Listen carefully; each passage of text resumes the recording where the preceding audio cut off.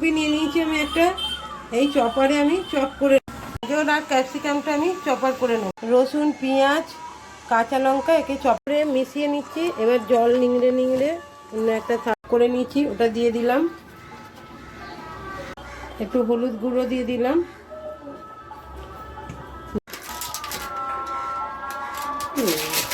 Half cup ময়দা দিয়ে দিচ্ছি,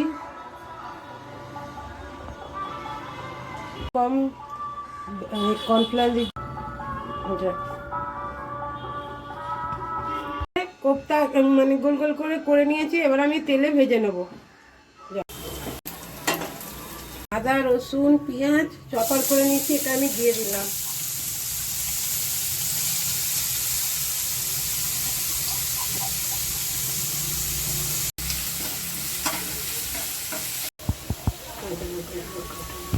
পেঁয়াজ শাক দিয়ে দিলাম,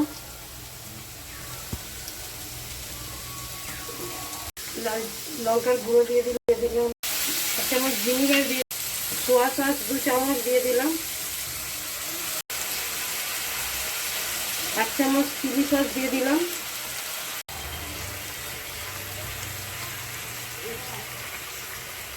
2 চামচ টমেটো সস। কপির জলটাতে 1 চামচ কর্নফ্লাওয়ার দিয়ে গুলে রেখেছিলাম, ওইটা আমি আস্তে আস্তে দিয়ে দিচ্ছি।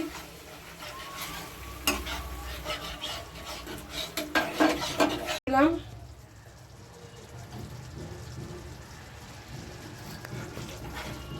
হয়েছে একদম পুরো এর মতন।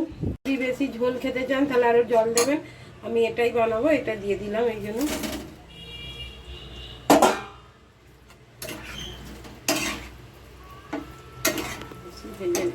হয়ে গেছে, এবার আমি নামিয়ে নেব। সবগুলোকে উল্টে পাল্টে দিয়ে নেড়ে নিয়েছি।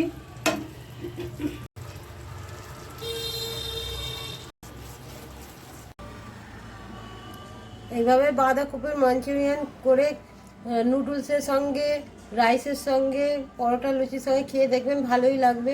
রেসিপিটা ভালো লাগলে লাইক করবেন, শেয়ার করবেন, সাবস্ক্রাইব করবেন, আর ফেসবুক থেকে দেখলে ফলো করে রাখবেন।